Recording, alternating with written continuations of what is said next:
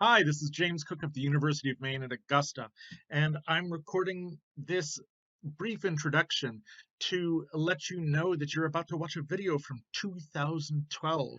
Usually, when it comes to a field like social media, I wouldn't post this in a course of mine, but the video you're about to see is about the history of social media itself. And so, in a sense, it's even better that we have an old video from when I began to teach the Analyzing Social Media course than a new one because it's a little bit closer to that ancient history.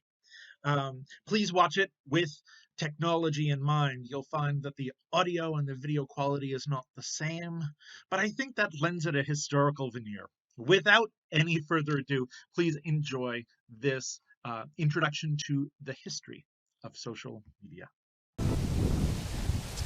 In his 2002 book, Consumers in the Country, Ronald R. Klein writes about perhaps the first form of social media in the United States, and it involves barbed wire. In rural America in the 20th century, it took a long time for phone lines to be extended, the phone lines we recognize now, to very rural and remote areas. So farmers and ranchers who didn't want to have to wait, and reasonably so, realized that this barbed wire could carry an electrical signal. It literally was a line that extended miles and miles and miles along ranches, along roads, before Ma Bell ever set up a phone line. And connecting these barbed wires, the top line usually, to a phone, they would have a party line.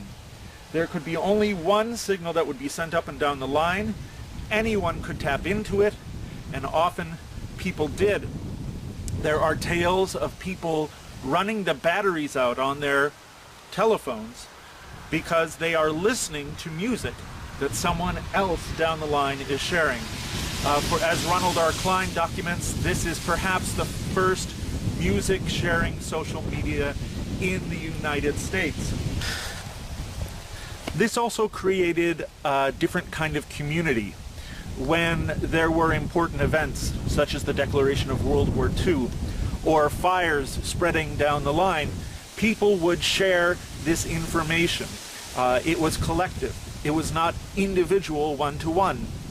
It was one-to-many and many-to-one, back and forth along a barbed wire. When we speak of online activities, we should recognize its origin in that original barbed wire. Similarly, when we talk about pinning to a board or a bulletin board service, we should recognize the physical analog that preceded it.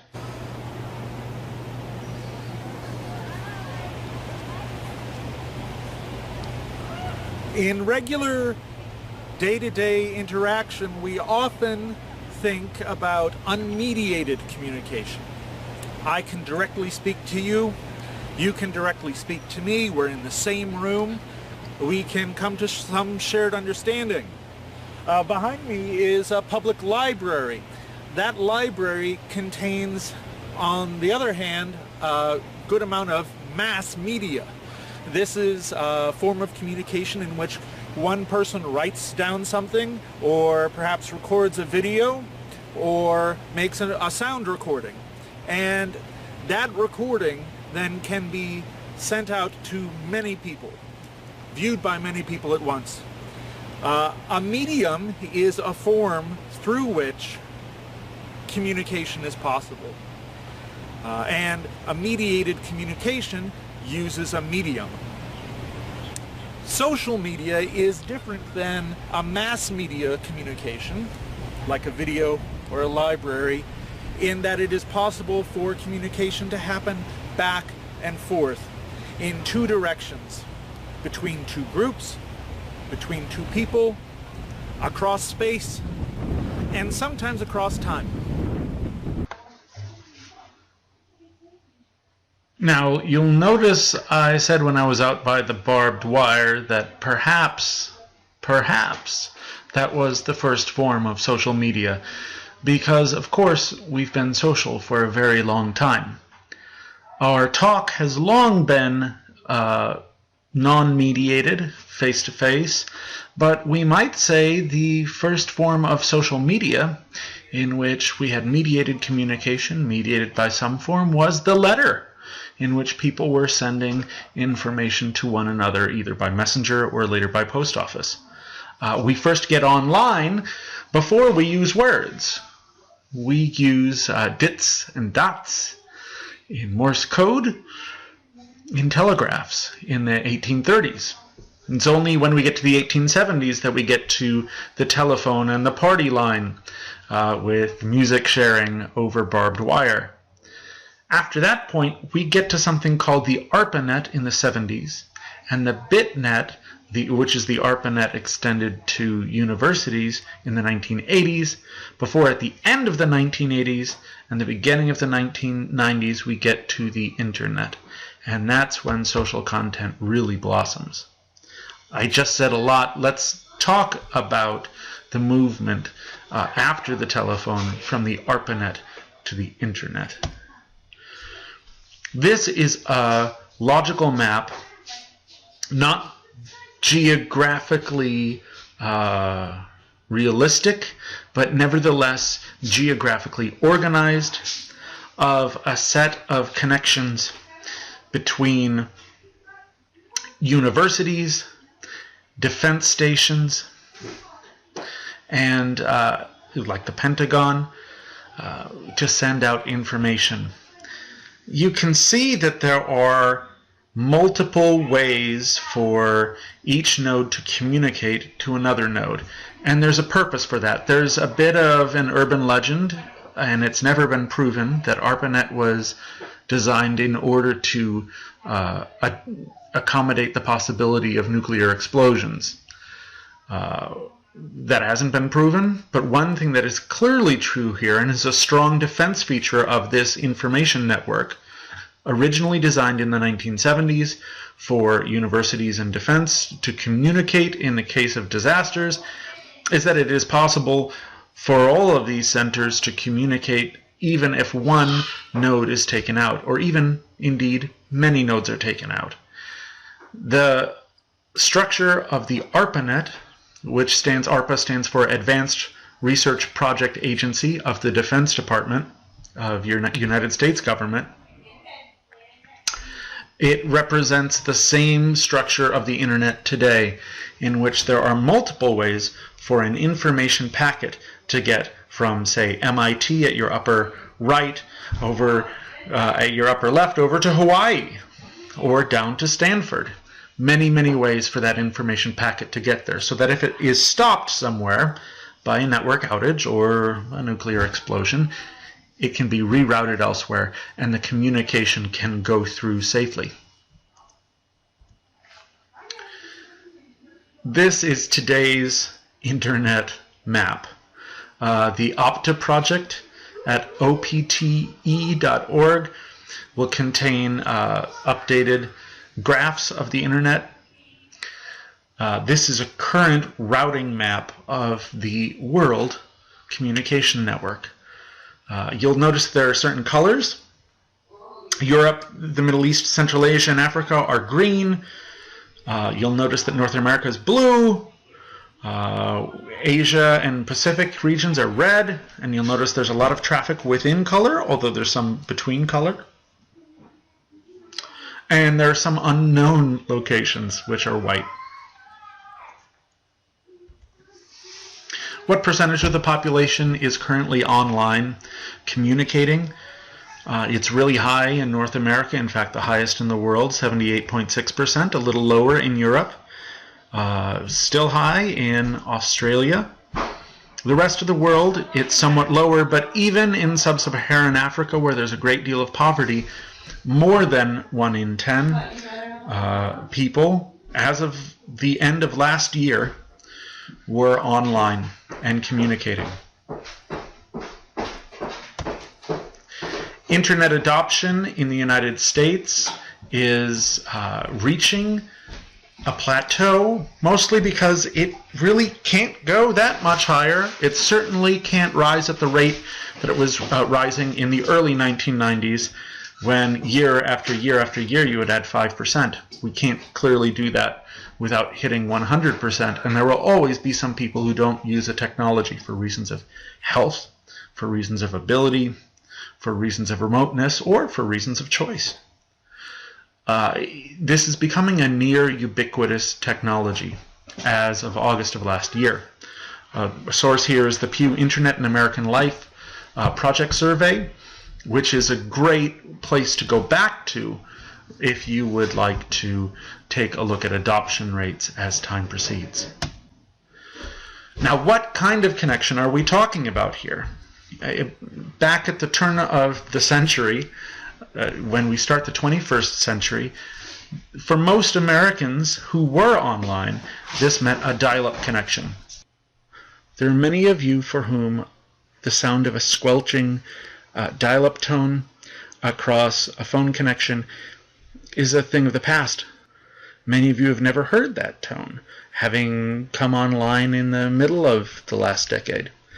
As you can see, from June 2000 to August 2011, the percentage of home broadband connections out of all connections has come to be nearly ubiquitous. Now, I do feel the need to jump in a little bit here because we do have updated information. This is the same Opta project. The last time they updated the map was just a few years later in 2015, and you can see how much busier it is, with all of the regions of the world having local areas in which they communicate, and so much interconnection that it's really almost impossible to, beyond noticing the local clusters, see the pattern of interconnection. What is happening in Asia is being followed in North America. What's happening in North America is being followed in Europe. Notice the relative infrequency of the appearances of Africa, which we'll note is due to low internet connectivity still. Updating from the same source in 2011, those figures have had worldwide increases. In 2020, in North America, we're at 95% of adults using the internet in some form. As we move increasingly onto use of phones for the web, the African and South American, Middle Eastern, and Asian continental areas also are seeing increases, although you'll notice the penetration of the internet in Asia and Africa is still quite a bit below that of Europe, North America, and the second tier of Australia, the Middle East, and South America. The order is pretty much the same, but everyone has risen higher. As Africa tries to catch up to where South America was, South America and the Middle East have almost doubled. And finally, the Pew Research Center's broadband penetration study for the United States shows that 60% mark that they were hitting in around 2011, 2012 had another bounce up to about 75%, but we still, if we have 95% of Americans who are using the internet, there are still then 20% of Americans who are using less than broadband speed to connect. What are we using the internet for? Those of us who use the internet, which is almost 80%. We use it to send and read email. which is the new analog of the old form of social media, the letter. We use search engines. We watch videos. These are common. Almost as common is the use of a social networking site like Facebook. Very uncommon as of last year, if you look down at the bottom, was writing your own blog, writing your own web page, or using Twitter. These are becoming much more common, but a social networking site like Facebook is 5 times as common as of last year. The progression of social content on the internet has quickly moved beyond the old bulletin board, of which I'll show you one in a moment, to web pages that someone writes themselves, to blogs, and now to social media megasites within the last half of a decade. It seems like Facebook has been around forever, but it really hasn't. This is what a bulletin board system used to look like on the internet when the internet was around, but World Wide Web pages were not. You would type into a terminal, and you were lucky if it had some colors on it. Most often it was monochromatic, meaning just black and white, or amber and white, or green and white. And you would have conversations with somebody. You would get to know who they were, you would set up a relationship, and then you would start to send messages. If you were really lucky, you would find a Usenet group, which is still around. It's a set of groups organized by interest, to which people would post comments, and then people would post, like you would post on a bulletin board, a response to the first comment. That seems like a long time ago, but it wasn't that long. Less than 30 years. If you're interested in hearing about how we move from these bulletin board systems to the modern form of Facebook and Twitter, social media that we have today, I really encourage you to listen to a BBC podcast series called The Secret History of Social Networking. It's about an hour and 30 minutes, but it's really interesting. So the next time you have to drive somewhere an hour and 30 minutes, say from Augusta over to Bangor, or Bangor to just about any place else, take a listen. Listen to it in your car. You'll find out a lot of really interesting details, including what the well is. Look up the well, and look it up with reference to the words whole earth. You might be surprised. So, if a web page is simple HTML code, that stands for Hypertext Markup Language, the way that we create links on a simple web page, a blog is a particular kind of web page. A blog is a web page featuring approved authors who on that website have the privilege of writing a long-form article, but it's a social form because it allows comments on that article, to which the author often then responds, beginning a conversation after the posting of the full article. You'll often see now, although mainstream journalists have denigrated bloggers, you'll often see newspaper articles online having a comments section, essentially turning newspapers online into blogs. A social media megasite like Facebook or Twitter or LinkedIn or Pinterest is a web page too. But it goes beyond the step that blogs go to, where you can comment on somebody's authorized post, privileging an author, to a much more democratic system in which everybody who signs up for an account is able to post, is able to comment on one another's posts, and is able to share somebody else's post in their own stream, in their own area. It's a very democratic form, which is almost exactly where bulletins boards started from, minus the sharing features, and also minus the what's called monetization, the ability of the groups that are hosting the social media to make a buck off of it.